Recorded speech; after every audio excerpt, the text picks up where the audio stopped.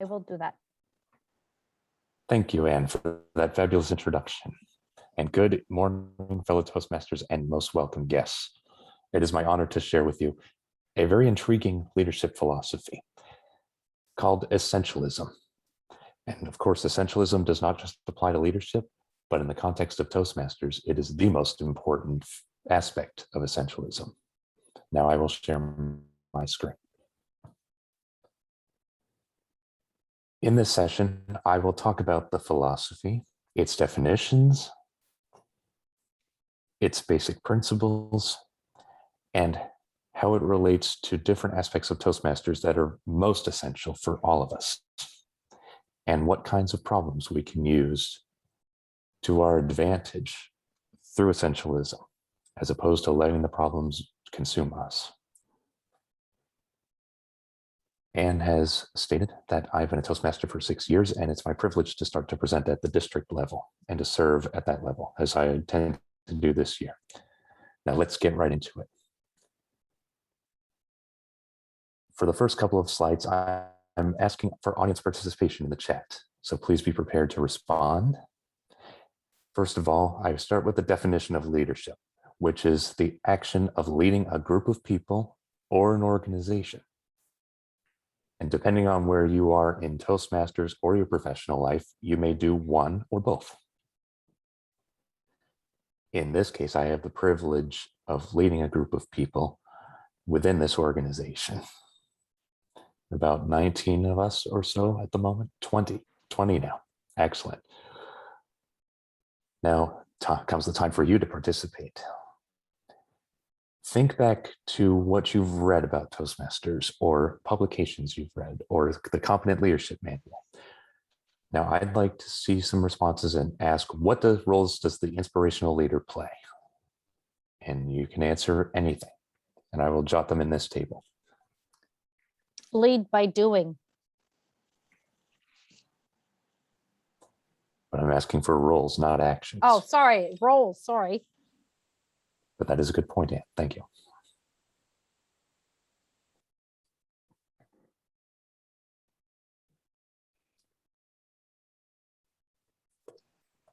Facilitator? That's one thing I was looking for, facilitator. There's a Helper. couple things in the chat, Reese. Vision keeper. Collaborative direction setter. In other words, visionary. Mentor, absolutely.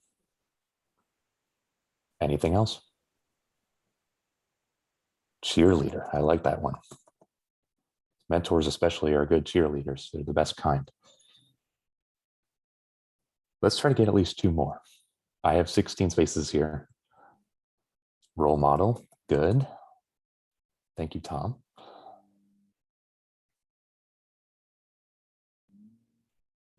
Supporter, yep. Communicator was just added in the chat. Communicator, yes. That's the backbone of leadership. Scorekeeper, I like it. Let me add one myself. Team builder.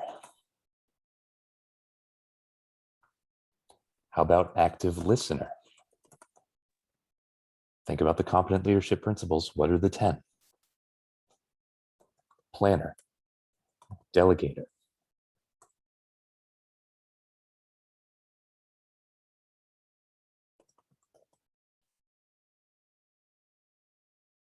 Organizer, bingo. How about executor? And that'll do. Thank you for your participation in this slide. I'm not going to go over each of these. There's not the time for that. But I believe the most important roles in Essentialism include the planner, the delegator, the organizer, and the executor. Those in the far right column are the most relevant to Essentialism. Now let me give you the definition of Essentialism as a leadership philosophy, the act of focusing on doing the right things for people. You may argue and say it could be doing the right things for the right people. You can say that, but I like to be all-inclusive in my leadership practices. without getting overwhelmed or bogged down in details, such as with minorities or all kinds of petty dramas, because that's not what we come to Toastmasters to do. Remember, it is about focusing on what really matters, not just merely what matters to someone. Now, let us do round 2 of participation and ask, what does the Essentialist do? Now I'm asking for actions.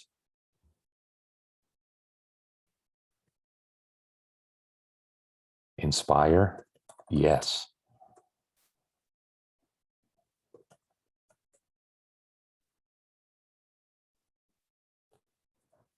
Clarify, definitely. That's one of the key things. Guided by ethics, oh, I would definitely support that. Ethics master, you could probably say. Listener, everything's worth listening to. Motivator.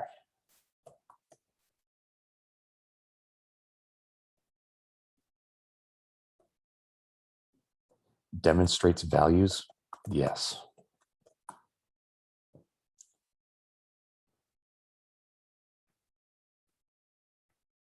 Let's keep them coming.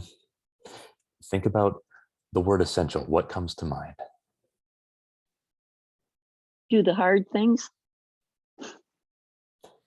Yeah, if they're essential, and usually the hard things are the essential things. Do what is difficult. Minimize noise, very interesting. And there could be any number of definitions for that, not just verbal noise like you would have on a virtual meeting, but chatter. Build consensus, I believe that's very important as well.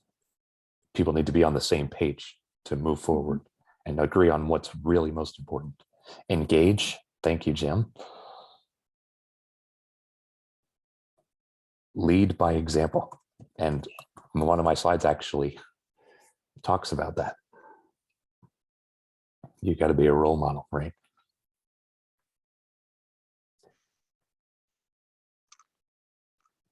Guide choices? Yes, definitely. Now I will add my own. Based on essentialism, you want to make sure you focus, evaluate options, condense options,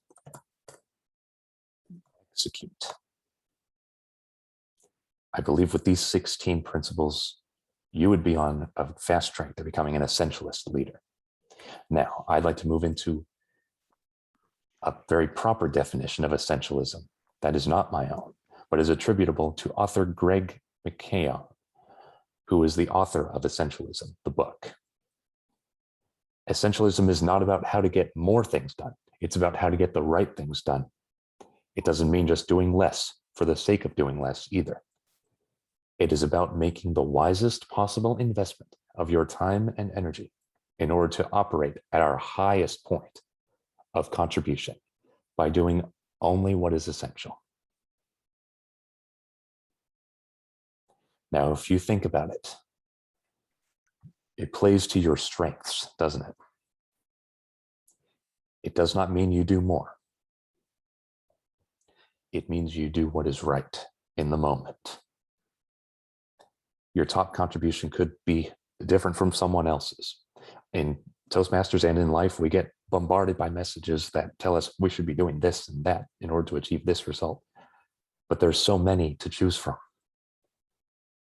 One question is, how do we narrow it down so that we can genuinely feel like we're making progress and feel satisfied with the way we're going? Now, I'd like to introduce you to some essentialist principles.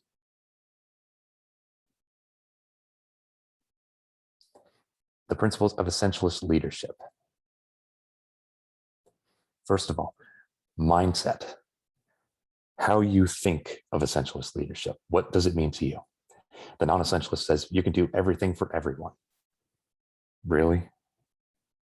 There's only so much one person can do in a given time span, isn't there? The essentialist says less but better. By a show of hands, who's heard of the 80-20 rule? A number of you. I'm glad you're familiar with it. The 80-20 rule, which is often used in marketing, it can be used in anything that's related to essentialism. It means 80% of your results come from 20% of your activities. Now, you can take a moment and think about all the activities that you do in Toastmasters and in life, especially as a leader. How much do you have on your plate? Do you think it's overstacked? Too much?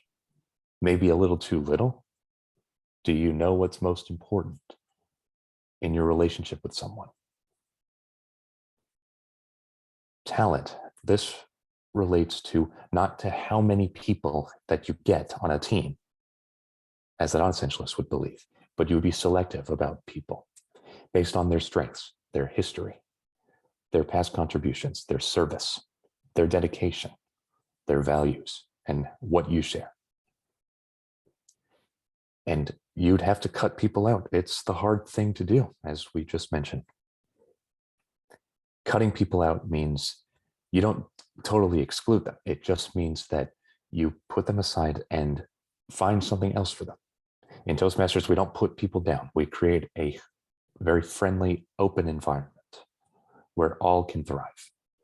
All that matters is how they can thrive and when.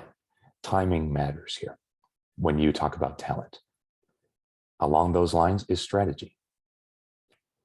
Everything can be treated as a priority or nothing, as the non-essentialist believes. When you don't have things organized, what's going to happen? You're going to be scatterbrained. You're going to be looking at every item, trying to tackle everything at once. You'll be scatterbrained and scatterproductive. Instead, you want to answer this question. If we could only do one thing, what would it be? Everything else is secondary or a distraction. Secondary at best. Remember that statement. Empowerment means ambiguity or confusion in that case. Decisions are up in the air. People don't know what's going on. There's no specific track. Or you've got the wrong kind of tunnel vision. Instead, you focus on what each person can bring to the table best. If you have a group of chefs, what are they going to cook best? What are they best known for preparing? Are they best known for preparing a meat or a vegetable plate or a salad or a dessert? It's that kind of thinking that allows you to delegate appropriately. And when you delegate appropriately, people get to put forth their best effort and lift up the entire group and the event or whatever the occasion is. Communication for the non-essentialist means you talk in code, you just ramble, or you speak in terms people don't understand. You're not on the same page. But when you get people to write words on the same page, you begin to understand what the trends are. It could be in the context of solving a problem, pursuing an objective, hosting an event, participating in mentorship, anything. All that matters is what is most essential. You can ask yourself, what does this person say constantly? And that will give you a hint as to what is essential to him or her. And you can compare that to what is essential to the cause in the moment. Accountability. Now, there's such a thing as micromanaging, where you are on top of everybody and you're pointing down, telling them what to do, command and control. Or it could mean disruption of the group. You're trying to pursue your own agenda, something that's not essential to the cause. Or maybe you don't do much of anything. You're not accountable for much. Instead, you want to be selectively accountable. You can state how and when you're going to be accountable to somebody and why. Always remember the why. You can remove obstacles, enable small wins. You can build it brick by brick rather than wall by wall. You want to approach it realistically. As a result, the team is not divided. Instead, it is greater than the sum of its parts. A team is unified, synergistic, mutually beneficial to one another. And that is how you break through anything.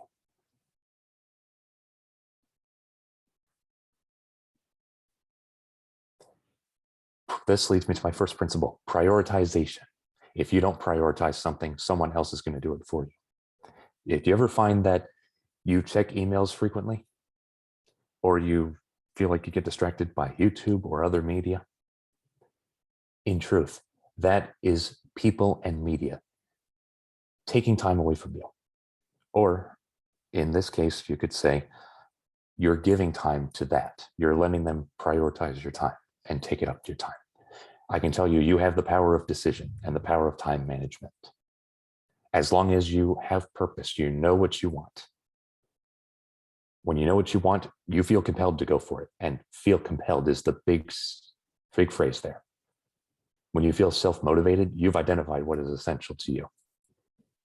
And you can then translate that into whatever you're doing with your team or your club or your district, any level of leadership, and maintain focus on it. No distractions. If you know what the next step is, focus on moving up. Don't move laterally and try to climb 2 staircases at once. It does not make any sense. And by moving up step by step and knowing where you're going, you make it easier on yourself and others you're guiding. When you know the way, you can show the way. And this is another concept that I incorporate. Stack it and move on to the next thing. And this picture that you see on the right is a bell curve. Now, the first part of the bell curve, you're going up, which means you're really working at something. You're building a habit or working towards a goal. You're going up step by step. And eventually you get to the crest, which is effortless. You reach that point where a habit becomes effortless to you, or you have attained your goal. And as you go down, you can approach it with a better sense of leisure, which means if you know something is effortless to you, then it will take a lot less time the next time. As Crystal mentioned before we started, it took a little time to get people in breakout rooms. But the second time around, it's more efficient because you know how to do it. That is part of essentialism. Only when you are able to do something effortlessly can you stack something on your plate. Focus on the one thing, then make it small so that it only takes up a chunk of your time, a small chunk. Then you can move on to the next thing. It gets easier to execute over time, and you can make more time for more things to execute without overwhelm. This is a principle I came up with myself. Create business, not busyness.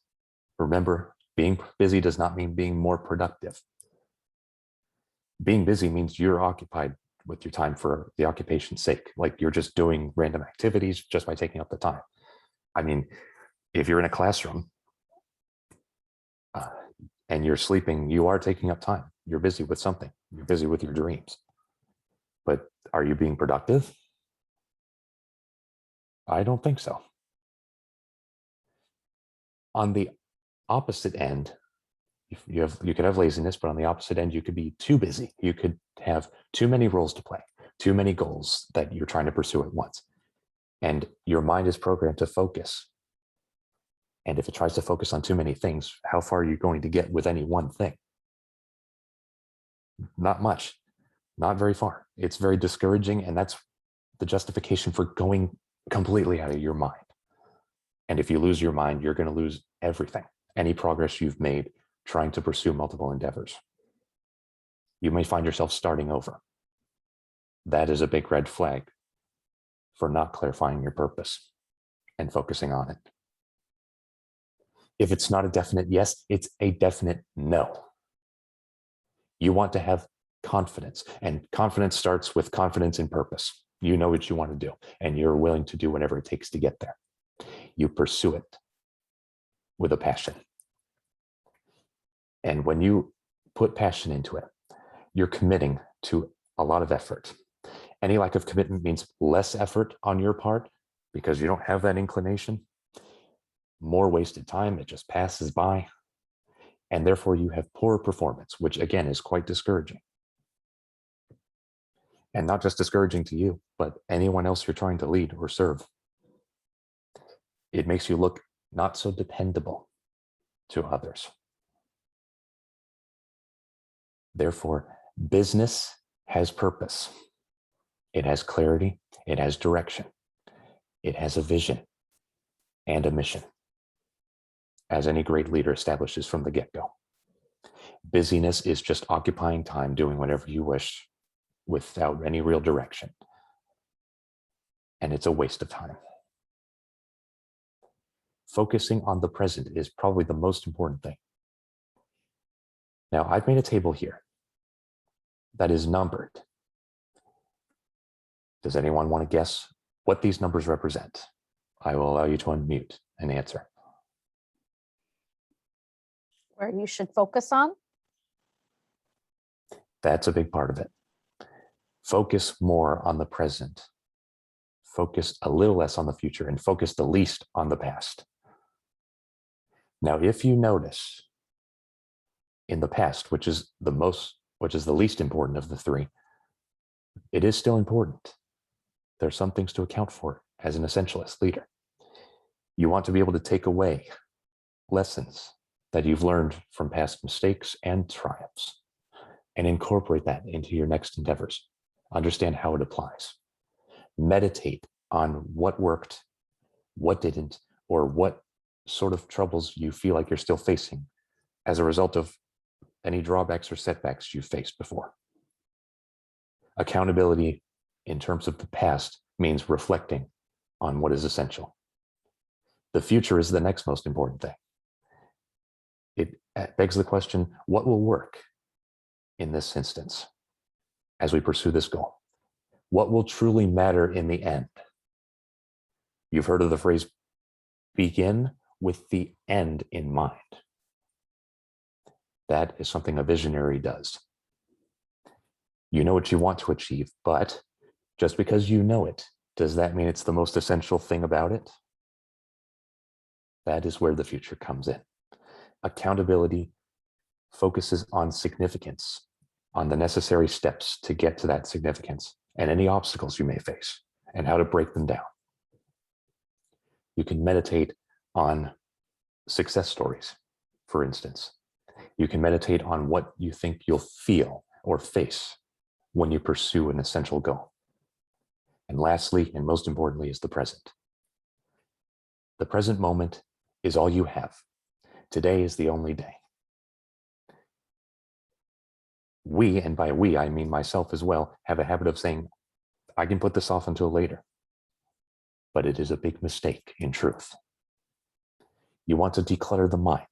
When you are so wrapped up in your mind and your nerves and your thoughts get all tangled and twisted, how do you sort through it? You can use meditation.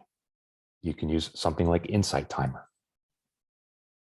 You can focus on a particular topic and get a better mind for it. And by doing that, you attain clarity.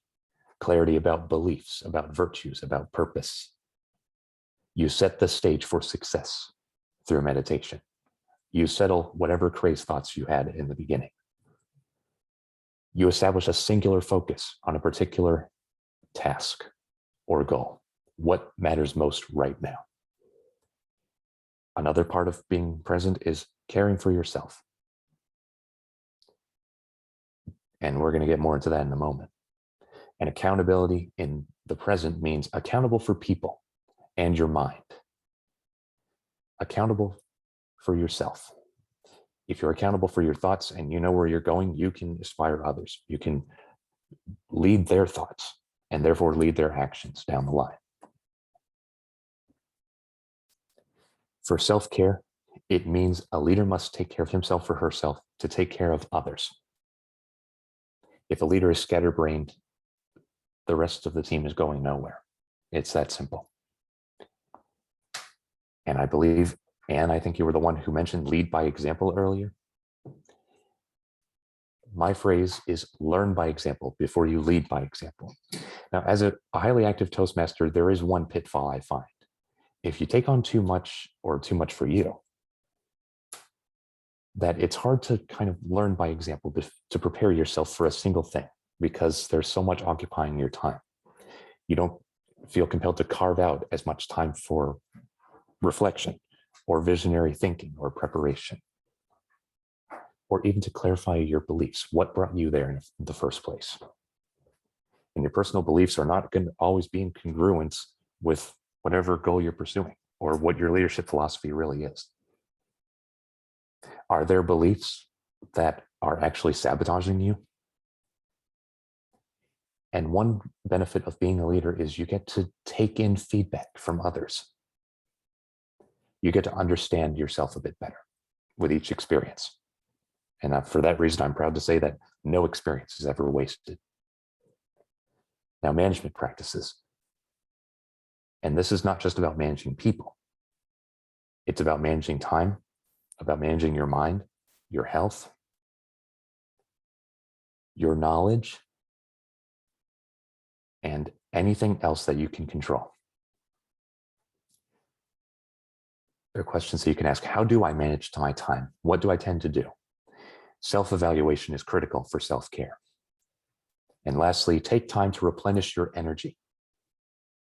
You can have downtime, meals, exercise, sleep, and enjoyable activities. How much time do you take for yourself each day and enjoy something? So what really matters to us as Toastmasters and Essentialist leaders? Meet essential needs and the needs that others regard as essential. Remember the Toastmasters promise. Remember competent leadership principles. To meet essential needs, we can use the Mesos hierarchy of needs. Who has seen this before? Okay, some of you. Now you notice it's a tiered pyramid. At the bottom, you have physiological needs. Next, safety needs, love and belonging, esteem, and ultimately self-actualization. Now let's break it down. Physiological needs. If you think these are not essential, like air, food, shelter, yeah, where do you get that in Toastmasters? Well, I'm about to show you. Who wants to enter a meeting room where the air stinks? It could actually be a distraction, couldn't it? And what about the matter of intrigue? You could have food and water for special occasions like open houses or parties or the like. If you don't have anything, it doesn't sound very interesting. Plus, people might depend on that for sustenance, for attention, for energy. Replenish your energy. And who wants to feel like they have emotional, vocational, and family shelter? And what I mean by emotional is you want to feel emotionally secure. You want to feel vocationally secure in Toastmasters. You want to make sure you have that financial security and the skills necessary to retain it. We'll get more into employment in a moment. Family shelter means sometimes we need a break from family. And sometimes our family can get on our nerves. Family dynamics can be complicated, and we all need a break from that. Toastmasters can provide that break. You want to be able to sleep better at night. Not sleep during a meeting, but sleep better at night, knowing that your life can change. Knowing that you're in a place where you can change your life in a supportive, friendly environment. You want to be able to dress for the occasion. That is the clothing part. You don't just want to come into a meeting with raggedy clothes, unless it's the first meeting, maybe. But you want to dress the part because it means more to you than just wearing clothes. It means you're part of something bigger than yourself. And lastly, for reproduction, and I'm not talking about sex, of course, I'm talking about leaving behind a legacy, a lesson, something that people can reproduce in their own way and share wisdom with others. For safety, this is a bit more relevant. It makes a bit more sense. You want to feel secure in Toastmasters because there are people who are going to be insecure in work environments or at home or in relationships, and they want some kind of a sanctuary. Toastmasters can be that sanctuary.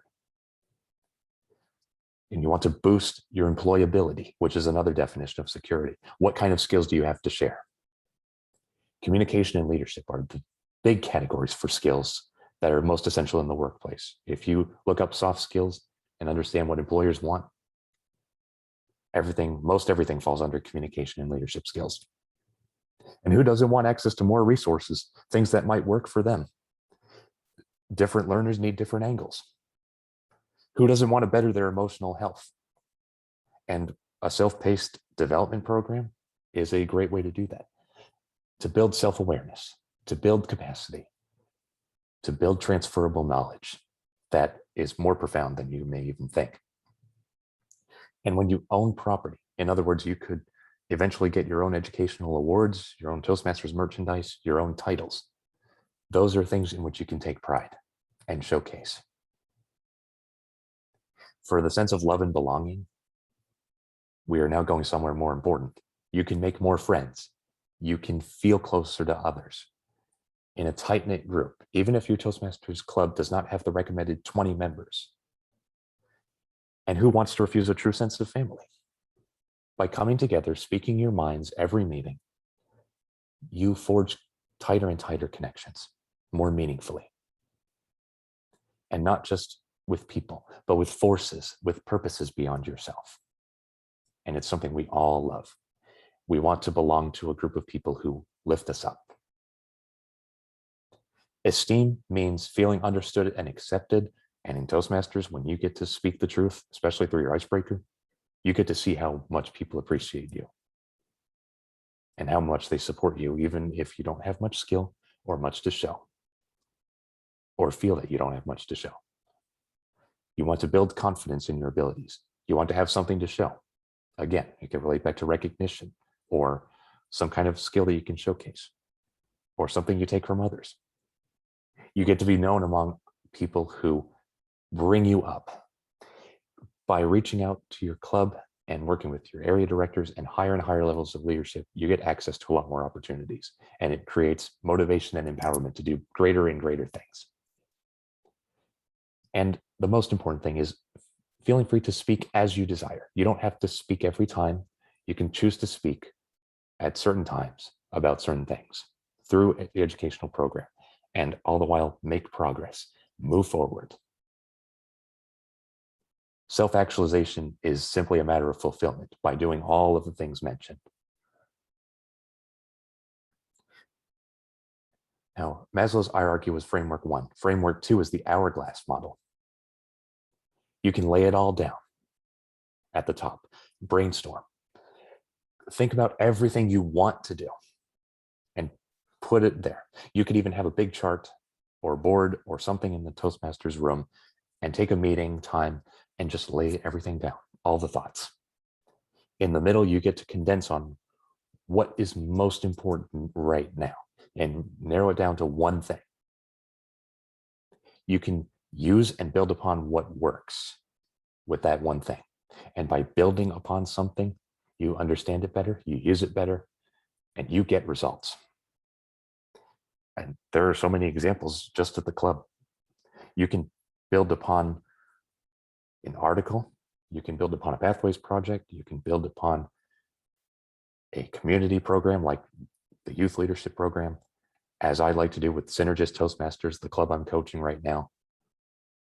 Anything like that, as long as you have a singular focus and you know that it will serve you well. And as you build upon what works for one thing, you can move on to the next thing. And eventually you lay the foundation of your club down brick by brick until you have a model structure, something that's built sustainably. Now for the Toastmasters promise, you can find this on toastmasters.org.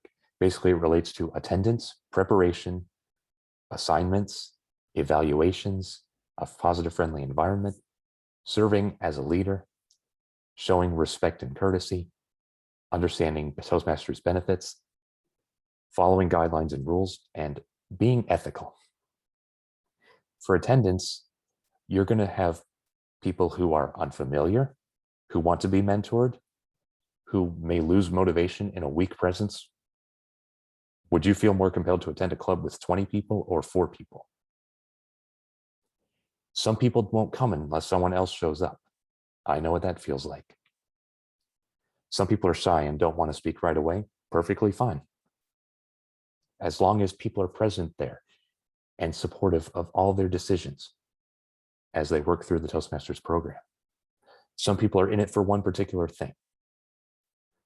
When I saw the World Championship of Public Speaking and the DTM for the first time, that compelled me to join Toastmasters.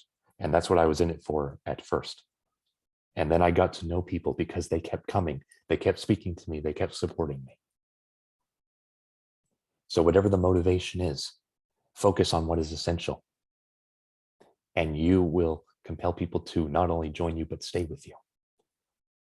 There are some people who do demonstrate arrogance, but then eventually learn that Toastmasters can serve them in more ways than they thought. Only by attending, and sorry, that's a typo. Only by attending can we get to know others well enough to serve them. Membership is everybody's responsibility. Preparing with maximum ability. Invest in time to grow people's capabilities. You can meet new people faster and easier if you invest yourself in the club and work with them. And therefore, you'll be on a faster track to success. You can be clear about what they want and how you can serve them better. You may even do things that maybe the club isn't doing right now, and you may be able to share that practice with the club later. Be a model example. Go beyond the club level. Go to area events, division events, district events, international events. And ultimately, you'll change your own life and eventually others by sharing and imparting your wisdom. All that matters is preparing to the best of your ability. Understand where you want to invest your time and why. Evaluate projects. Evaluate ideas and opinions. Evaluate member objectives and progress. Any one of these things gives insight to yourself and to others. You can connect on a deeper level. You can motivate others to do harder things later. This is how you build a team, by building someone up emotionally, by giving them constructive feedback that is truly beneficial to them. Maintain a friendly environment. Be curious, dependable, understanding, and many other traits. It means maintaining a user-friendly website, user-friendly pathways experience, even if that means guiding someone right through the pathways live using a virtual meeting. Make everything easy to understand. We have a lot of acronyms and people want to know what those are. Be a point of contact. When people know that you're competent, they want to come to you and work with you. You could be a point of light for your club.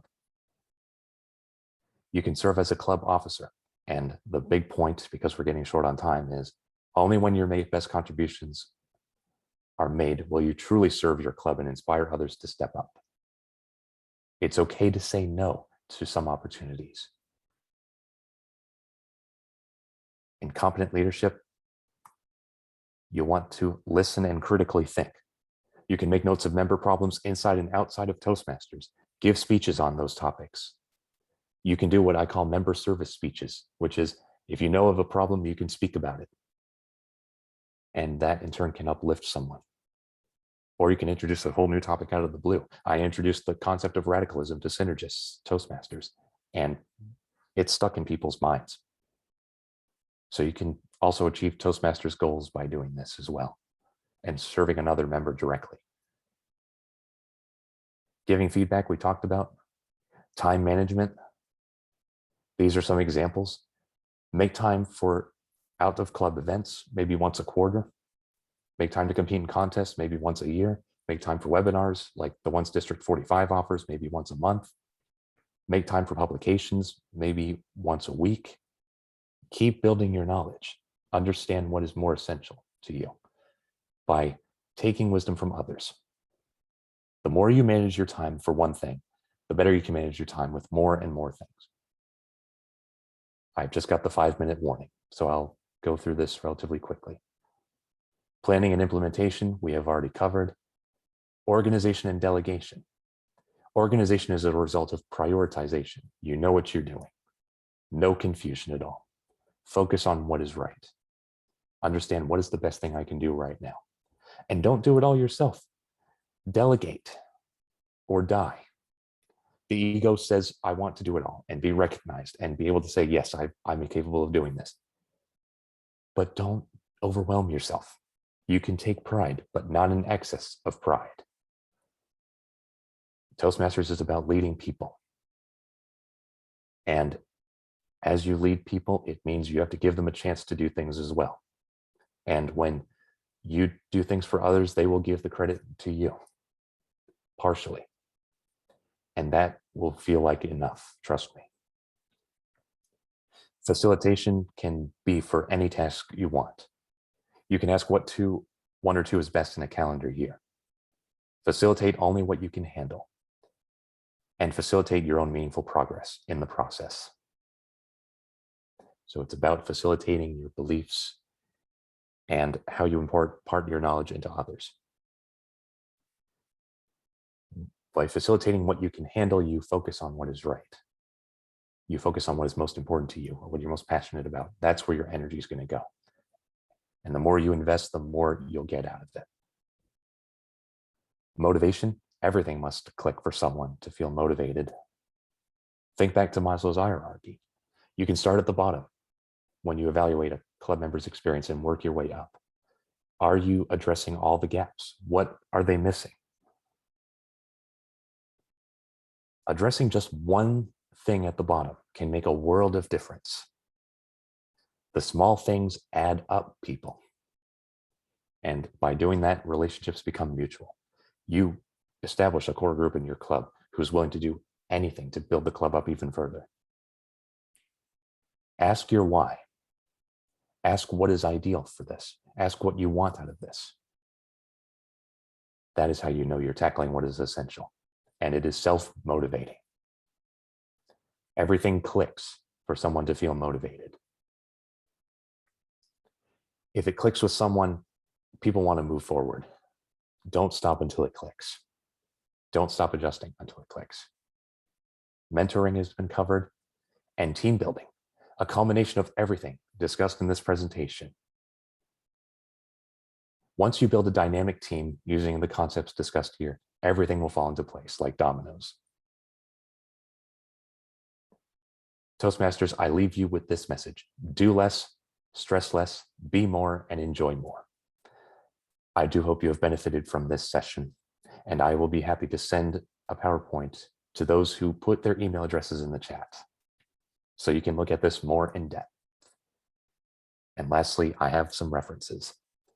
Habit Stacking and Essentialism, 2 books that deal with the topics much like I have here, and some sites I've used for both images and content. Toastmasters, just remember, ask your why. Why am I doing this? What is most important right now? Just by answering those 2 questions alone, you become an essentialist leader who will inspire others to greatness. And by focusing on what is right, you move in the right direction.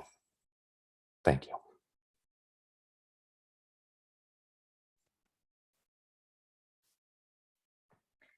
Great presentation, Reese. Very well done. That was really interesting and really helpful. I am sure many have taken a lot of notes and some takeaways. There's a couple of minutes, a minute or two. Does anybody have time? Any questions for Reese?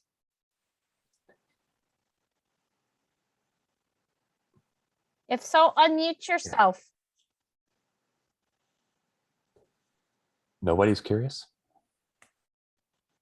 Did I clarify everything? I thought you did a great job, Reese. Do you have a question, Carol? Yeah. There, just one second. You're on mute. You have to unmute. Click the button. I think I just asked. There you go. Go ahead, Carol. Yes, well, I'm one of Reese's fans on his Sunday night group. So Reese, you did a fabulous job today. I try to do exactly what you're talking about. Thank you so much. You're welcome, Carol. I'm glad that you liked it. Uh-huh. Anyone else, just before we close? Well, I'd ask Reese if you've got time, 50 seconds. Have got a personal example how this has worked for you? I actually don't have many examples. This is kind of new to me as well, but I've realized the real importance of this. I have embraced essentialism on a few occasions. I'm just trying to draw one up quickly.